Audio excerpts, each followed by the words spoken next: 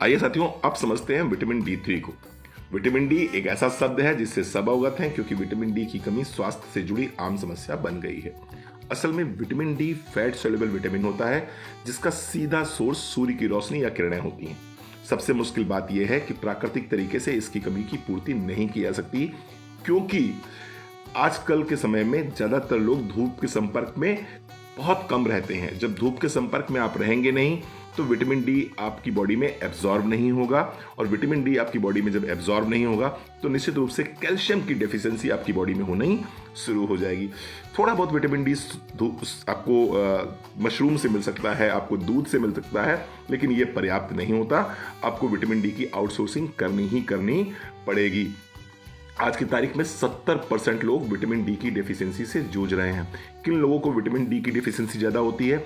ऐसी महिलाएं, ऐसे पुरुष जो धूप के संपर्क में ना के बराबर रहते हैं, जिनका रंग काला या सांवला होता है, जिनको किडनी संबंधित कोई समस्या होती है और जिनका वजन बहुत ज़्यादा होता है। ऐसे लोगों को विटामिन डी की डेफिशिएंसी होने की संभावना ज़्यादा रहती है। विटामिन डी की अगर कमी है तो कौन से लक्षण आ सकते हैं, आइए समझते हैं। अगर पसीना बहुत ज़्यादा निकलता है तो हो सकता है आपकी बॉडी में विटामिन डी की डेफिशिएंसी हो। दिन भर थकान बनी रहती है, कमजोरी सी महसूस होती है, विटामिन डी की डेफिशिएंसी हो सकती है। डाइजेस्टिव प्रॉब्लम रहती है, कभी कॉन्स्टिपेशन और कभी डायरिया, या पेट में हमेशा मरोड़ बनी रहती है, तो विटामिन डी की डेफिशिएंसी हो सकती है। इम्यून सिस्टम वीक है, बार बार बीमार पड़ जाते हैं, गर्दन, कमर, कंधा, घुटने, यहाँ पर दर्द बना रहता है और दर्द अक्सर बना रहता है, तो विटामिन डी की डेफिशिएंसी हो सकती है। मैं स्पेशली बात करूंगा कमर दर्द की। अगर किसी की पीठ की मांसपेशियों में दर्द बना रहता है, बहुत ज़्यादा तीव्र दर्द रहता है, कोई एक पर्टिकुलर नस दर्द करती है आपकी थाइस के आसपास, तो विटामिन डी की डेफिशिएंसी आपको ज़रूर चेक करानी चाहिए। स्किन अगर ड्राई रहती है तो भी विटामिन डी की डेफिशिएंसी हो सकती है।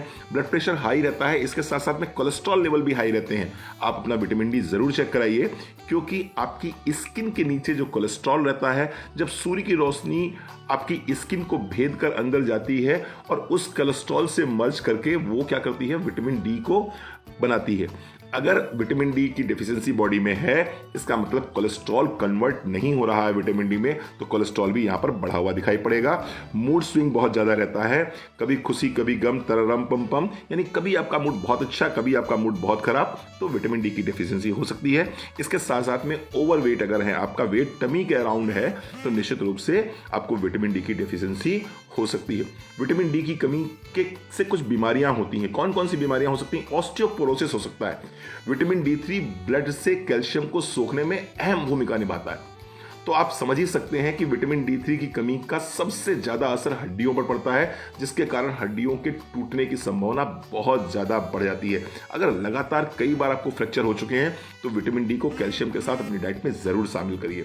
इसके साथ साथ में अगर मांसपेशियां कमजोर हो रही हैं तो भी विटामिन डी3 की समस्या हो सकती है आपको, क्योंकि अगर मांसपेशियों में दर्द हो रहा है, स्पेशली मैं बात करूं तो काफ मसल्स में बहुत ज़्यादा पेन रहता है, तो विटामिन डी3 की कमी हो सकती है। अगर कहीं बहुत ज़्यादा खिंचाव रहता है पीठ की मांसपेशियों में, तो कहीं ना कहीं आपको विटामिन डी3 की कमी हो सकती है। अगर कहीं कंधे के आसपास, गर्दन के आसपास मांसपेशियों में खिंचाव रहता है, तो विटामिन डी3 की कमी हो सकती है। अगर हाई ब्लड प्रेशर है और दिल की बीमारी है तो भी विटामिन डी की डेफिशिएंसी हो सकती है। कई बार हार्ट अटैक का मुख्य कारण विटामिन डी3 की डेफिशिएंसी को पाया गया है। इसके साथ साथ में कोलोन कैंसर की कई बार ऐसा देखा गया है मुख्य वजह विटामिन डी की डेफिशिएंसी होती है।